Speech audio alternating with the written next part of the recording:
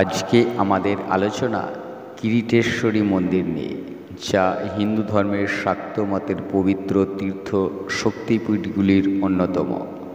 এটি ভারতের পশ্চিমবঙ্গে মুর্শিদাবাদ জেলার লালবাগ কোর্ট রোডের রেলওয়ে স্টেশনের 3 মাইল দূরে কিরিটকোনা গ্রামে অবস্থিত।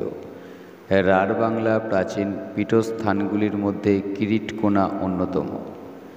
যদিও বর্তমানে মন্দিরটি বেশি পুরানো নয়, এই মন্দিরের নিকটে একাধিক মন্দির রয়েছে। তান্ত্রিক মতে এখানে দেবীর দাক্ষায়ণী সতীর কিরিট অর্থাৎ মুকুটের কোনা পতিত হয়েছিল।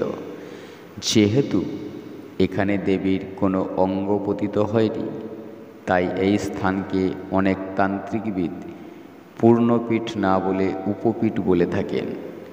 এই পীঠে দেবীর বিমলা এবং তার ভৈরব সম্বর্ত নামে পূজিত হন। লোকবিশ্বাস অনুসারে শক্তিপীঠ নামাঙ্কিত তীর্থগুলি দেবীর সতীর দেহের নানান অঙ্গ ও অলঙ্কার প্রস্তুরীভূত অবস্থায় রক্ষিত আছে। শক্তি অর্থাৎ প্রত্যেক পীঠস্থানে পূজিতা দেবী, যিনি দাক্ষায়ণী, দুর্গা, পার্বতীর বিভিন্ন রূপ। ভৈরব অর্থাৎ ওই দেবীর স্বামী, যার প্রত্যেক শিবের বিভিন্ন রূপ।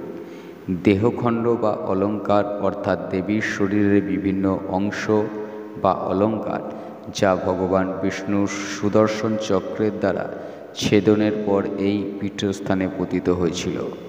সাধারণত 51টি শক্তিপীঠের কথা বলে হয়ে থাকলেও শাস্ত্রভেদে পীঠের সংখ্যা ও অবস্থান নিয়ে মতভেদ রয়েছে।